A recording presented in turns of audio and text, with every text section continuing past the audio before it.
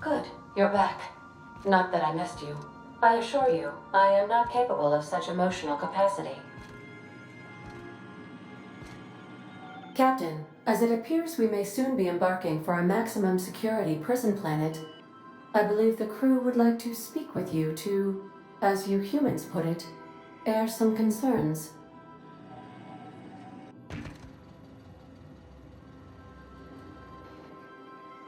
So Wells has been arrested and locked up in Tartarus. This is a nightmare. That place terrifies even the most hardened criminal. I never got to know Doc Wells. We ain't friends or crew. But he's still one of us. He's the reason the boss is up and walking right now. We can't just leave him to die in Tartarus. To extract the scientist, you will need to infiltrate the labyrinth. But that course of action is likely to be quite dangerous, Captain. Captain, come on. Even I've heard of the biggest prison the colony's ever seen. And on some occasions, I literally live under rocks. Still, we can't do nothing. It wouldn't be right. The armed surveillance protocols on a maximum security prison planet are highly sophisticated. As such, escapes are historically quite impossible and deadly. I am programmed to warn you whenever you exhibit inclinations toward risky behavior. Breaking into Tartarus will not be easy. Getting in is the simple part. It's getting out again that's the trouble.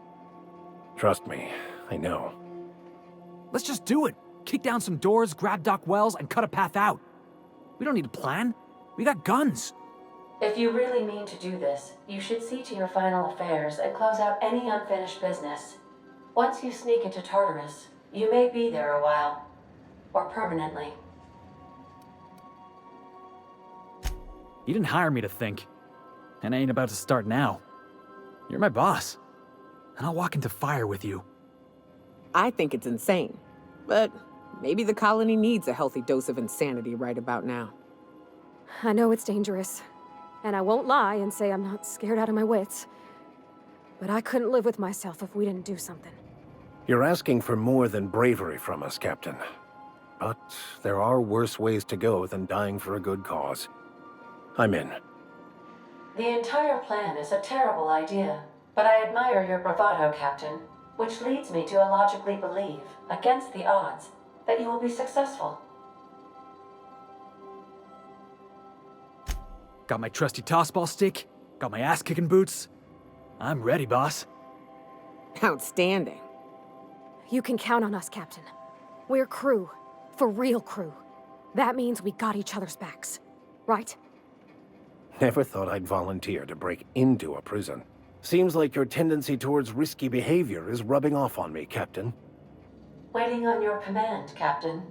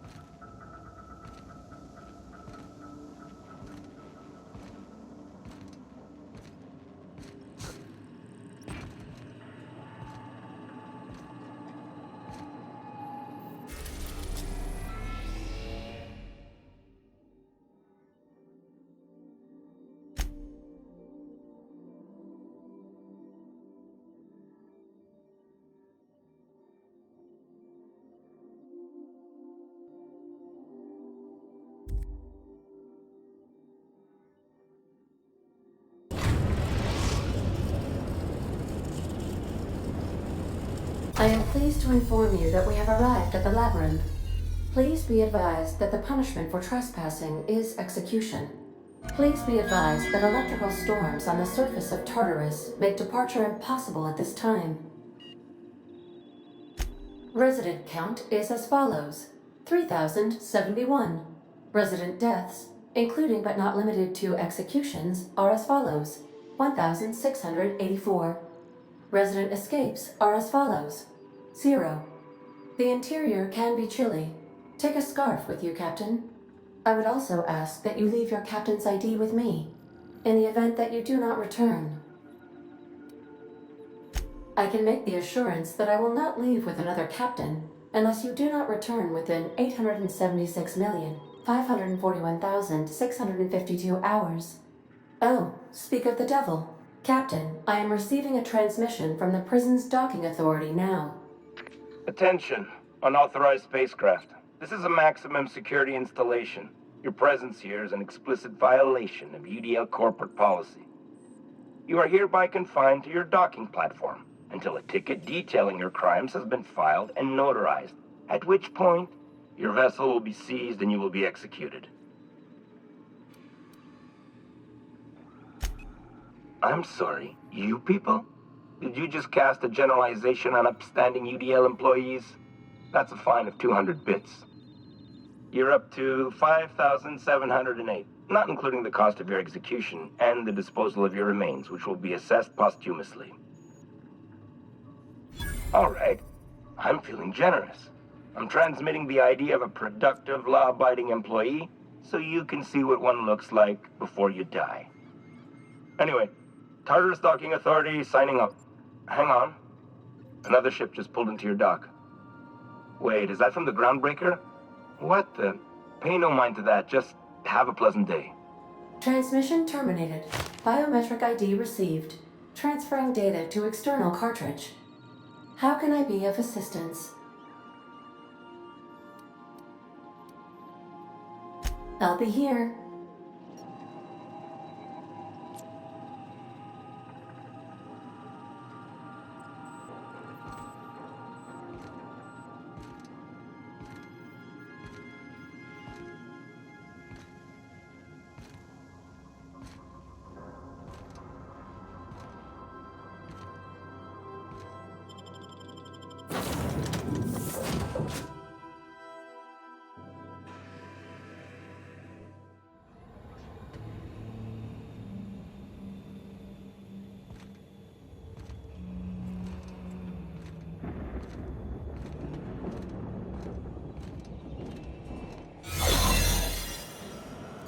The captain did right by us once.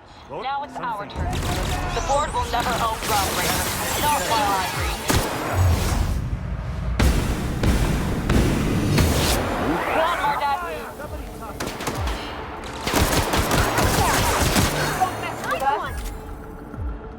Stay down, Cokehead.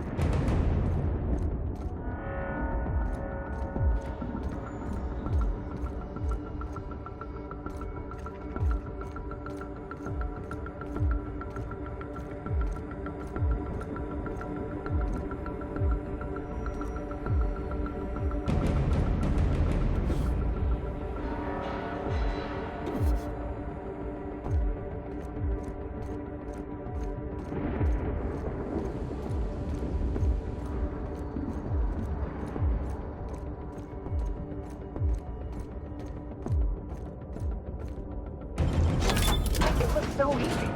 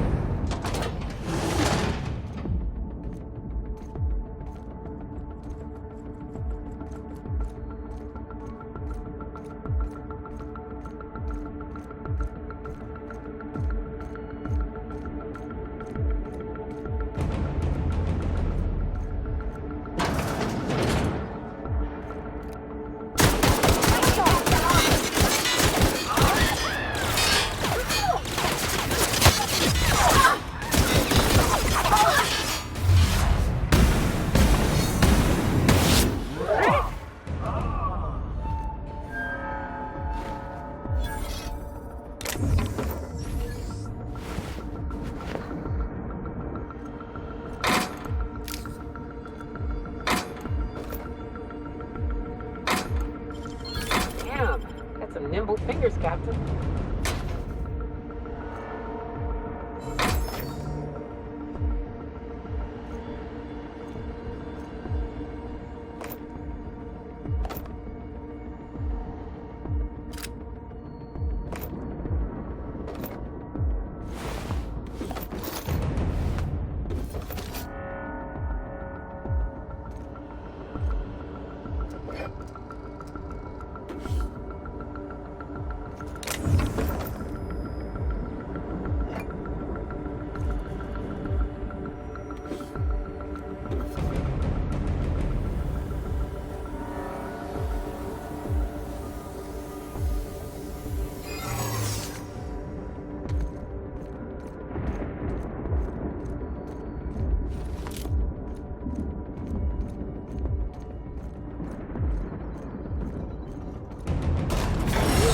Has the bars, and it's gonna storm like that guarding the gates.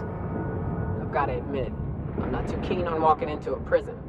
They lock me up, I'm liable to kill everyone trying to get back out.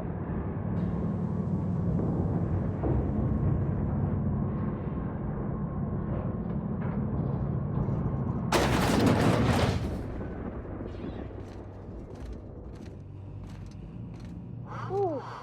We have a lot of shooting to do, Captain.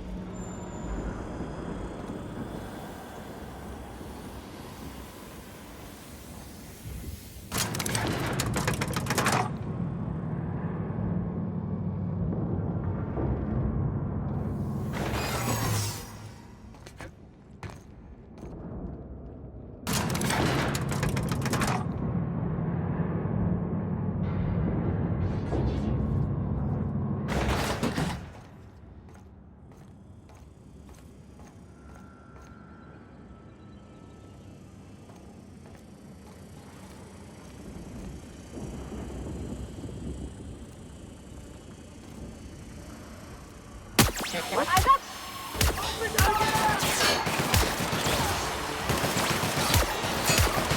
Nice one!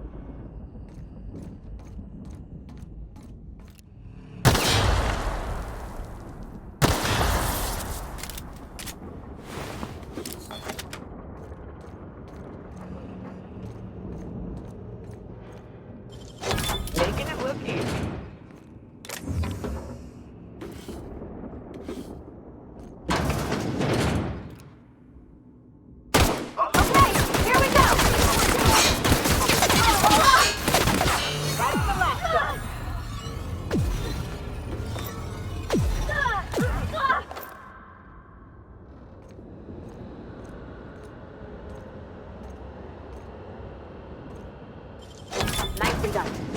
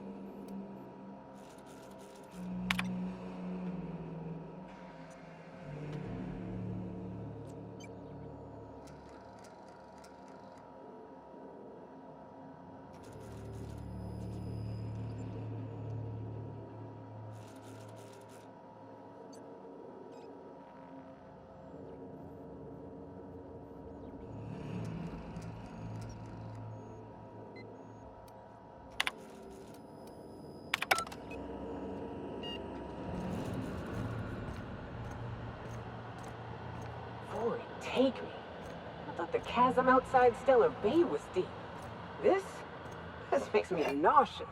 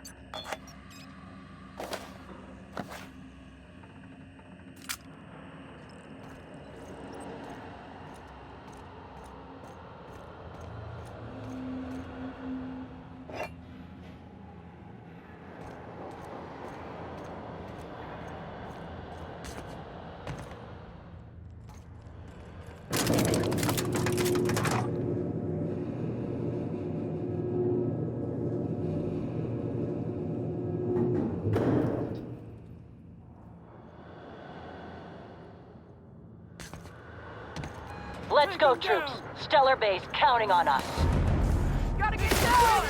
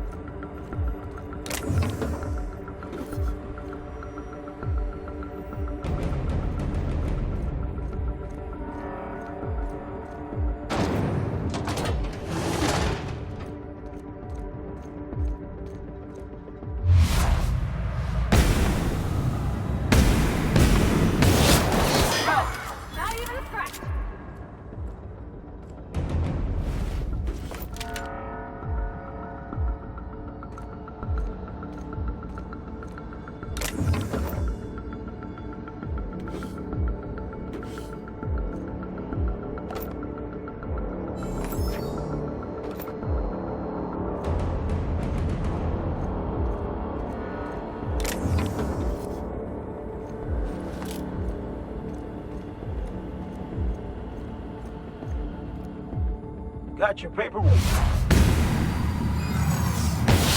We go.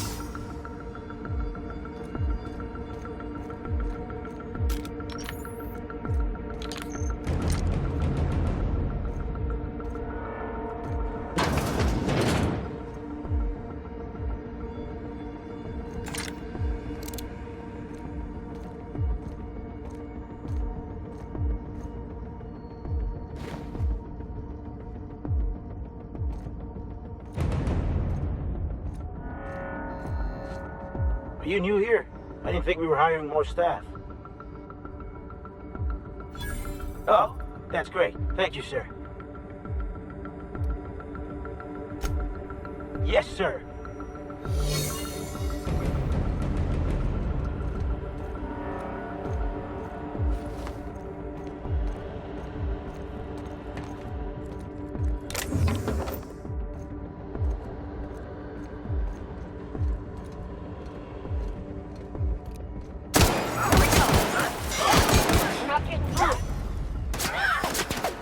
This one's mine!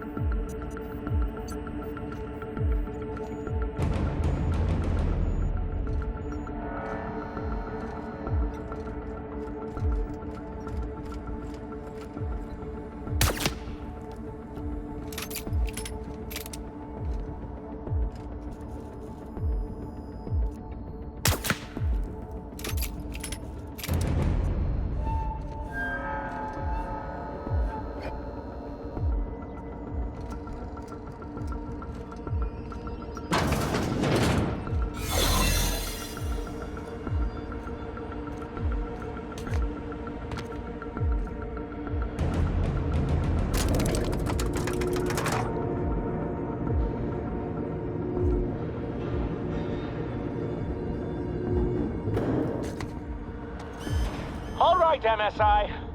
I'm not one for rousing speeches, but the captain needs our help. So, get in there and fight!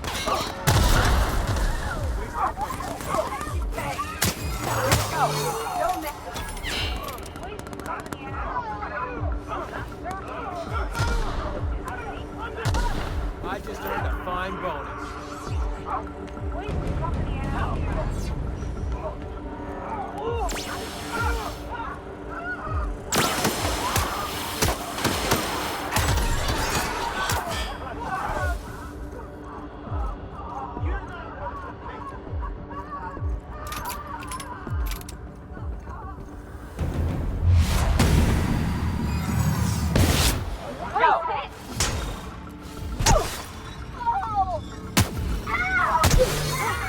That's the last of them!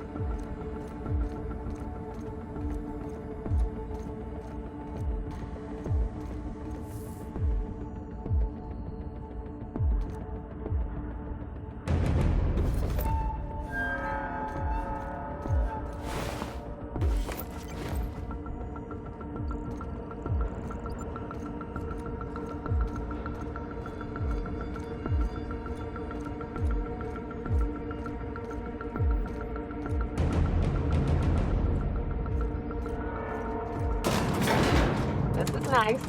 Calm before the storm and all that. Whatever comes of this, I'm just real glad to know you all.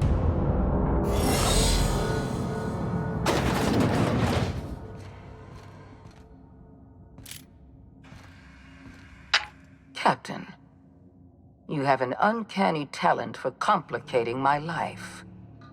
You've disrupted the balance of power. You've upset the natural order of things. You've introduced uncertainty, and there is nothing I despise more than uncertainty. Typical. Running your mouth in the middle of a crisis.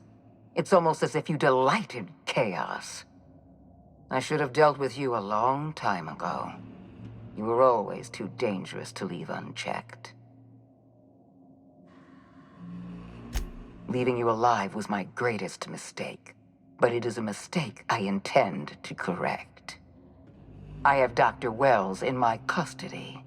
Once I've secured his cooperation, I can move forward with the program. I can repair the damage you've done. I can set things right. Fair enough. I'm giving you exactly one chance to parley with me.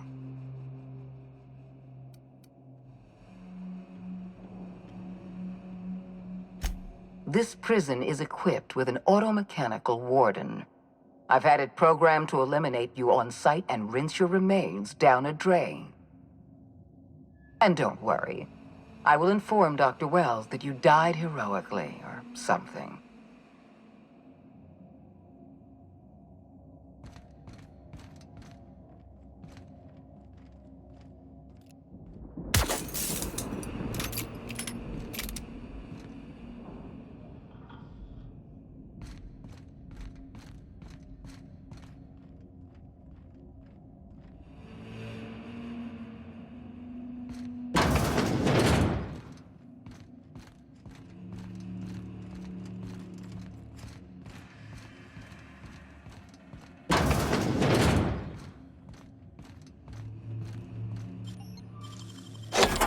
That's clever. Great work.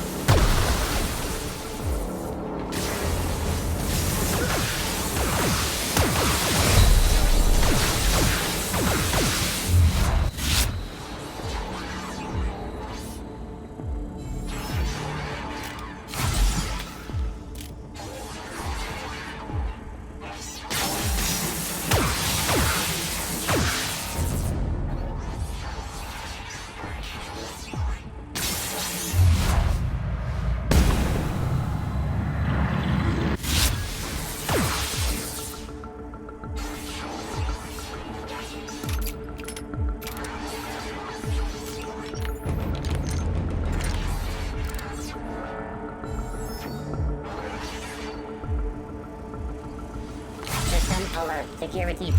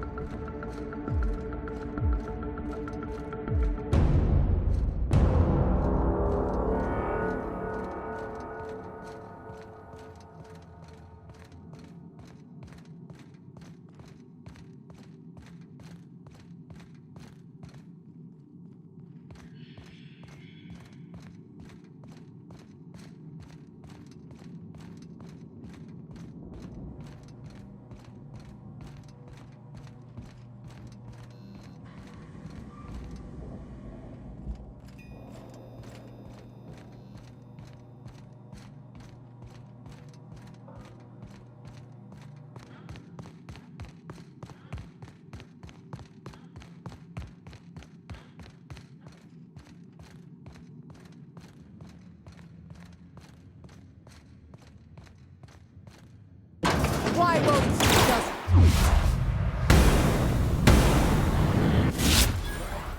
That's the last of them!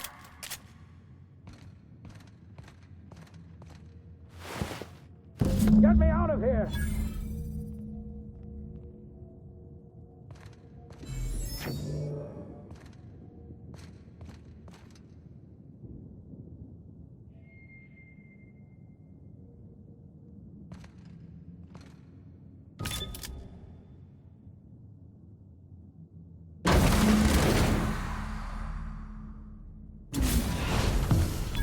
You don't know how glad I am to see you. You did the right thing. Akande was a monster. Her death was much deserved, and long overdue. And you lunatic, you broke into the board's own fortress just to rescue one doddering old man. You are absolutely out of your mind, and I can't begin to thank you enough. I'm all right, thanks to you. Akande wanted my cooperation. I'm quite sure she would have beaten it out of me if you hadn't arrived. You've broken the board's stranglehold on this colony, and you saved my life. But there's still so much we have yet to accomplish. You and I are going to have to work harder than ever to save Halcyon. I'm afraid the situation is far worse than any of us ever anticipated. I would like nothing more than to celebrate this victory, but we have a serious problem on our hands. Earth has gone dark. We haven't received a single message in 3 years. There's been no communication, no signals, nothing. 2 years ago, the Earth's Directorate's frigate disappeared on their way back to Earth. We don't know what they discovered when they arrived, or if they arrived at all. So we've got to make do on our own. Seems to me that'll make us stronger in the end anyhow. You're quite right. We've got no choice but to make do on our own. You mean we're all alone out here? Really alone? I'm afraid so, Miss Holcomb. Halcyon is the only home we have left. Returning to Earth is no longer an option. We're in serious trouble, my friend. Do you know what this means for Halcyon? We can't rely on Earth for support anymore. We've been cut loose. We're entirely on our own. Yes, certainly. I'll help however I can. I don't know what happened, but something must have gone horribly wrong. I don't know why Earth's gone silent. I don't even know if Earth exists anymore. We have no connection back to Earth, and return is likely impossible. We're completely alone out here. I heard it from Akande herself. She tried to pressure me into joining her side, you see. Tried to make me realize that all hope is lost, and that we are alone. She was half right. We are alone, and we're going to have to fend for ourselves, because there's no telling what's happened to Earth. You might have heard of the Earth Directorate's frigate. Half the colony's entire military was on that ship. They were returning to Earth when they vanished without a trace. That was 2 years ago. We haven't heard a word from them since. Whatever happened to Earth likely happened to them. Yes, Akande mentioned as much. Earth hasn't sent us a single message in 3 years. No one knows why. Akande had kept the truth to herself, perhaps with good reason. Can you imagine what would have happened if word got out? We'd have utter pandemonium. I wasn't trying to hide the truth from you, but after all you've done, I owe you an explanation. Yes, I experimented on the Hope's colonists. Each of my experiments ended in catastrophic failure. Each of my subjects died in agony. You are my first and only success. I didn't tell you about the others because I didn't want to burden you. My failures are my own to bear, not yours. I'm not asking you to forgive me. Law knows I won't forgive myself, but I'm going to try to set things right. My apologies. I need to get a hold of myself. We've far more pressing issues to worry about right now. If you have any more questions, ask me. I'll answer as best I can. Yes, we do. You've done a marvelous thing. You've succeeded where anyone else would have failed, including me. We must begin the revival process immediately, starting with the Hope's brightest minds, and then we're going to fix this damn colony, one problem at a time. We're going to need a leader, and I can't imagine a better person for the job than you. What do you say, old friend? Will you help us? You won't hear a word of disagreement from me. You're the best thing to ever happen to Halcyon. If you want to take it upon yourself to lead this colony, you have my support. We're not a colony any longer, are we? Our last connection to Earth has been severed, and so we have been set free. Our future is uncertain, and no one knows what tomorrow holds. Exciting, isn't it?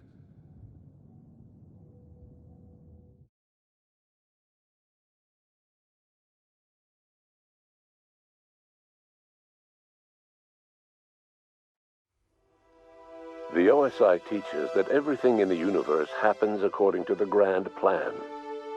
But the stranger that arrived in Halcyon was an unplanned variable. From the moment he landed in Emerald Vale, his actions altered the course of history. The events on Tartarus brought about the end of the board's authority. But the board's mistakes would haunt the colony for decades to come. The damage they left behind would require the work of a generation to repair. Dr. Phineas Wells began reviving a handful of the Hope's colonists: engineers, scientists, technicians, and intellectuals. They were among the brightest minds the Earth had ever sent out into the stars. The Hope scientists and engineers woke up in a colony descending headlong into total collapse. With no way to return to Earth, they had no choice but to band together and devote themselves to the cause of saving Halcyon. The people of Halcyon were nothing if not hardy. In the absence of the board's authority, many of the colony's settlements banded together with a single purpose in mind: survival. Life was especially hard in the years to come. Some towns dissolved by attrition and starvation, but most of them found a way to carry on. In the years to come, Halcyon was forced to reckon with its newfound freedom. The board was gone, and for better or worse, the colony was responsible for its own destiny. Between MSI's worker-centric policies and the iconoclast's manpower, Sanjar and Zora were able to rally many of the Terra 2 townships to their cause. MSI's workforce swelled, and the iconoclasts enjoyed a significant surge in their ranks. The board was too distracted by infighting and internal politics to stop MSI from becoming a powerful corporation and a refuge for townships that might have fallen through the cracks. Adelaide McDevitt replaced Reed Thompson as the leader of Edgewater. She and her followers transformed Edgewater in their image. Anyone loyal to Reed was pressured into leaving town, and those who stayed behind adapted to her way of life. Adelaide transformed the old cannery into a new garden. The nearby Edgewater Cemetery provided a convenient source of fertilizer. Under the leadership of Junlei Tennyson, the Groundbreaker held firm against corporate influence. The ship's mechanical stability gave Junlei the time to educate a promising generation of engineers schooled in her family's traditions. The future of the Groundbreaker looks promising. The rediscovery of the Hope and the abandonment of the lifetime employment program forced Byzantium to come to terms with some uncomfortable realities about the state of Halcyon. While Byzantines were reluctant to surrender the luxuries they'd grown accustomed to, the board's diminished authority gave them little choice in the matter. Nearly everyone had to learn to make do with less. Some even had to get jobs. It was a dark time indeed. Life in Halcyon was sobering for Felix Millstone. The grand revolution he dreamed of never came. There was no great awakening for the colony, no celebrations in the streets. There was only the hard, desperate work of trying to repair a broken colony. Felix never had a head for numbers, but if there was labor to be done, he was there to help. Eventually, Felix realized that the work of a revolution was done with two hands. After all he'd seen and heard adventuring with you, the vicar Maximilian de Soto renounced his faith and joined the effort to rebuild the colony. Ironically, he finally found the joy that had eluded him over the course of his life, and realized that perhaps he was always meant to be just a simple laborer after all. He quickly dismissed the idea. Though Parvati eventually grew comfortable aboard the Unreliable, she never quite came out of her shell. She seemed to prefer the company of Ada to the crew, and she could often be found neck-deep in cables and grease, telling Ada funny stories from her childhood. While the colony fell into chaos, she found an island of relative peace with Ada, and they formed an unusual bond. She decided to remain aboard the Unreliable permanently as its chief and sole engineer. Nyoka returned to Monarch to take another crack at making a permanent life for herself. She formed the Charon Group, a mercenary outfit of ragtag survivalists and wilderness experts. Anyone in need of a guide or just looking to throw back a beer and swap stories could find her camping on the trail or clearing an infestation. Before his untimely death, Captain Alex Hawthorne had plans to restore and modify, for combat purposes, a sanitation and maintenance automechanical that he'd found in a state of disrepair in Emerald Vale's scrapyard. That unit remains broken down and forgotten in the unreliable supply closet to this day. Minister Clark was released from house arrest, and his contact with you gave him a sense of renewed purpose and vigor. Once it became clear that no help would be coming from Earth, he threw his considerable efforts and talents into helping Halcyon manage the crisis before it. As for Dr. Phineas Wells, he spent his remaining years in his orbital lab. He eventually came to terms with his own past and was able to forgive the mistakes of his younger self by devoting his remaining years to serving the colony. In the end, Dr. Wells was able to save every scientist and engineer aboard the Hope. Over the next decade, nearly all of the Hope's remaining colonists were successfully revived. Halcyon saw a period of rapid technological and scientific advancement. Breakthroughs in dietary supplements saved the colony from starvation. Geoengineering projects and social reforms began to change the structure and character of the colony. Dr. Wells laid the groundwork for the project to save the colony, but he would never live to see the fruits of his labor.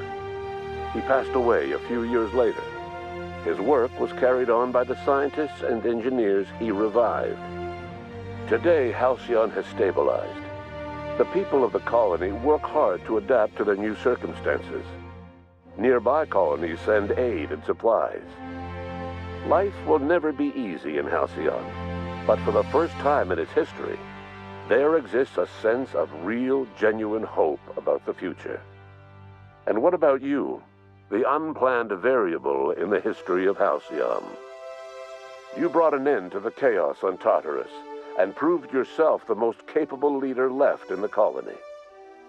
You administered the colony in your own image. With the old power of the board destroyed, a new government of Halcyon rose with you at its center.